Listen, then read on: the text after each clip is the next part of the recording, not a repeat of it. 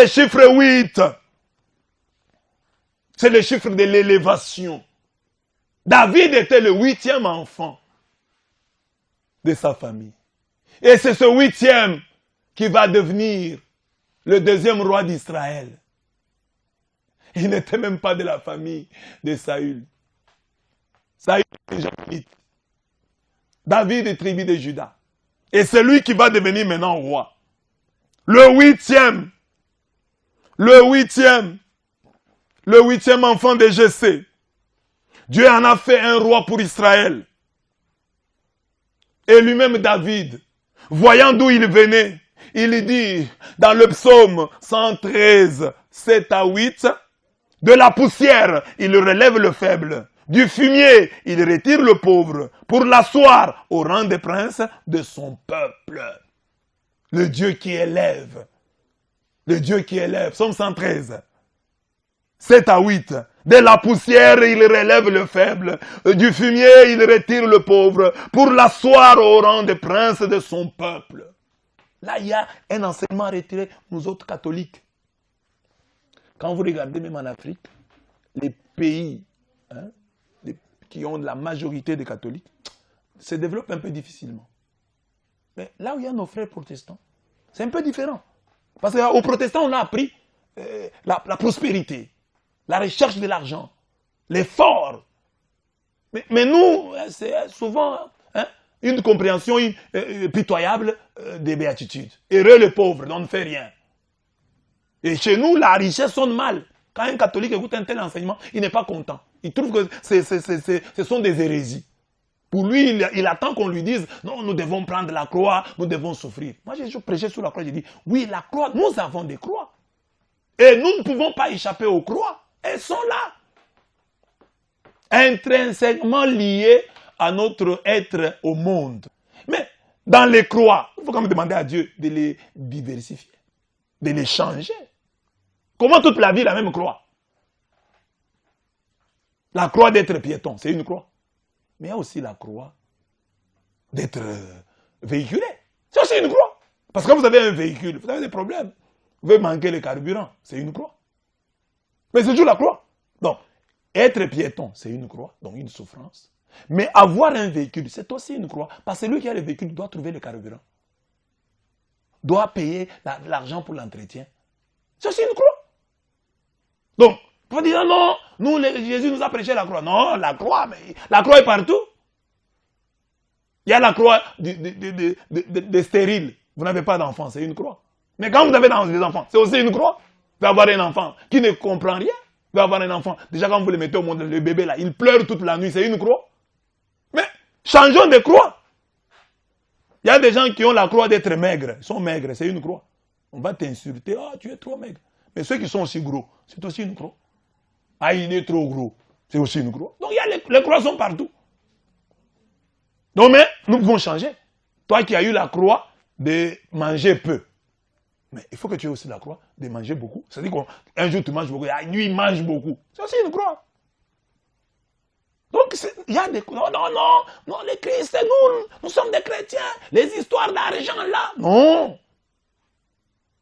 Ce qui est mauvais, c'est l'usage. L'argent comme démon, il mal utilisé. Trouvé en dehors de Dieu. Utilisé sans Dieu.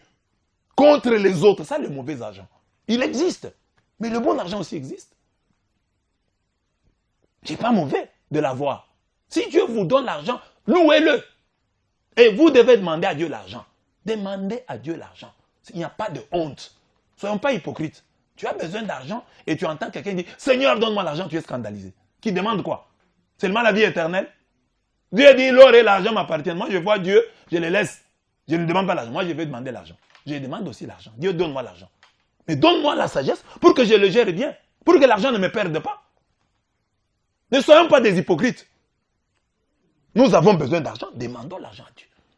Tu seras élevé. Dieu te tirera du fumier. Dieu élève, il a élevé Josué. Le Seigneur dit à Josué, aujourd'hui, je vais commencer à te grandir aux yeux de tout Israël, afin qu'ils sachent que comme j'ai été avec Moïse, je serai avec toi. Josué 1, 7. Dieu grandit. Parce qu'il y a des gens aussi qui n'aiment pas la gloire. Hein? Bon, la gloire en dehors de Dieu est mauvais. Mais si Dieu te donne la gloire, tu vas faire quoi? Tu vas faire quoi? Dieu donne la gloire. Tu vas faire quoi? Tu vas refuser? Il y a moyen de refuser. Mais en refusant la gloire, c'est une autre gloire que tu vas avoir. Tu vas avoir la gloire d'avoir refusé la gloire. On va dire non, cet homme-là, il a refusé la gloire. C'est aussi une gloire. Donc Dieu peut te donner la gloire. S'il donne, prends. Jésus lui-même, dans Père, glorifie ton Fils. C'est la prière de Jésus. Parfois, nous sommes des chrétiens, mais je ne sais pas si ce christianisme que nous avons eu, nous l'avons eu de qui, hein, parce que c'est comme si nous craignons hein, tout ce qui brille. Dans tout ce qui brille, c'est le diable. Aujourd'hui, quand vous êtes bien habillé, les gens trouvent que vous n'êtes pas un homme de Dieu. L'homme de Dieu doit être mal habillé. Ah, ça, c'est quel pasteur qui s'habille comme ça, qui porte des habits qui coûtent cher. Donc, qui a dit qu'un pasteur doit... Jésus portait une tunique sans couture. Tu peux m'expliquer ça? Ça vient d'où? Une tunique sans couture. Jésus portait ça. Il avait vu ça où? Du ciel? C'est quand même... Et puis les Romains, les soldats romains, se sont disputés cette tunique-là. C'est qu'elle coûtait cher. C'était pas une tunique ordinaire. Ils l'ont tirée au sort. Vous voyez, vous prenez les habits, un voleur qui vous... Hein, vous prenez ces habits, vous commencez à tirer au sort. Mais vous savez, il faut que ces habits coûtent cher. Ce n'est pas n'importe quel voleur. Parce que Jésus est mort de la mort des bandits, de la mort des criminels, de la mort des voleurs. Mais, les soldats qui l'ont tué ont tiré au sort son habit. Jésus s'habillait bien. Il était bien habillé. Parce qu'il y a des chrétiens qui confondent sainteté et malpropreté. Quelqu'un malpropre, il dit c'est ça la sainteté.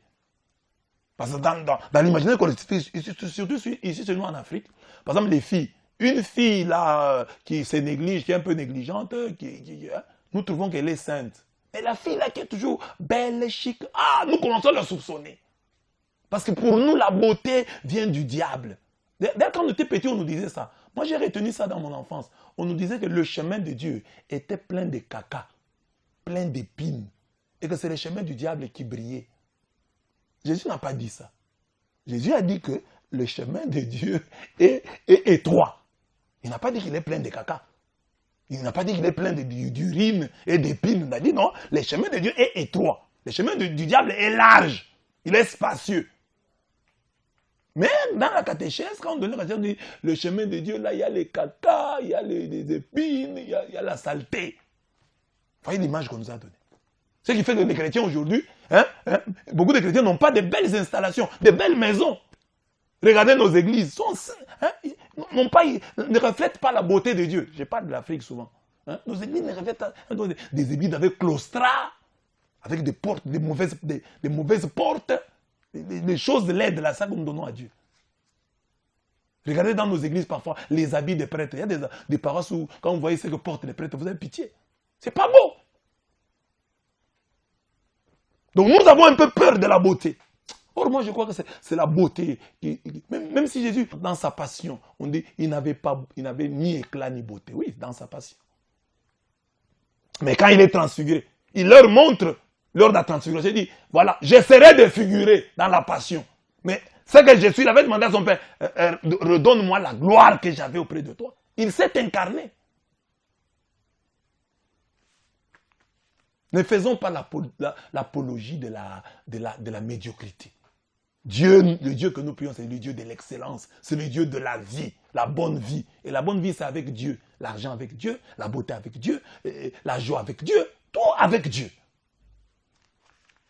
Alors l'élévation ici, Dieu dit à Josué, je vais commencer à te grandir.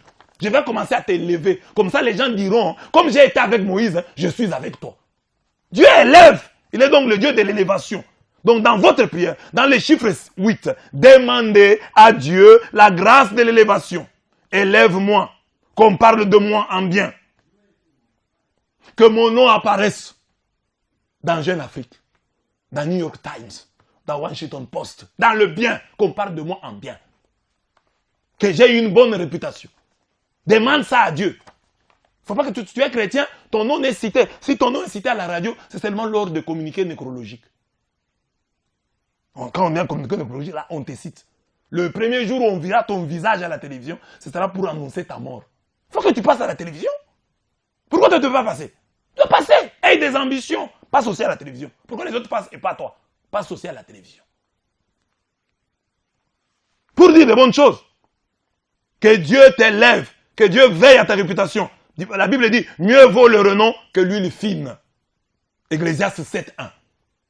Le Dieu de David, 8e enfant, devenu roi. Toi aussi, dans le chiffre 8, que Dieu t'élève. David a été élevé. Il est devenu roi. Que Dieu t'élève en tout et pour tout. Qu'il te ramasse à la poubelle où tu es et qu'il te mette à table, que tu manges avec les grands. J'ai prêché ici l'animal anormal pour l'animal raisonnable. Le lézard est au palais du roi. Vous trouvez les lézards chez le roi. Nous devons aussi être là. Engageons-nous aussi. Ayons des ambitions. Que Dieu repositionne ses enfants en dignité. Il est, elle et lion. Qu'il les fasse entrer, ses enfants, dans la cour des grands. Je veux entrer aussi dans la cour des grands. Il faut qu'il y ait un chrétien à l'Assemblée nationale. Un chrétien, un vrai, alors, au Sénat. Un chrétien à la présidence. Un chrétien à la présidence. Il faut un chrétien. Donc, un vrai chrétien. Comme toi, là. Un vrai chrétien, que tu sois à des bons postes. Parce que le pays va changer. Si tu es un bon, si nous avons les bons à la tête du pays, les choses vont marcher. Mais nous avons laissé le monde aux méchants. Parce que nous avons une question. Ça, c'est non-assistance à humanité en danger. Si déjà non-assistance à personne en danger est déjà une infraction grave, mais non-assistance à humanité en danger, c'est plus grave.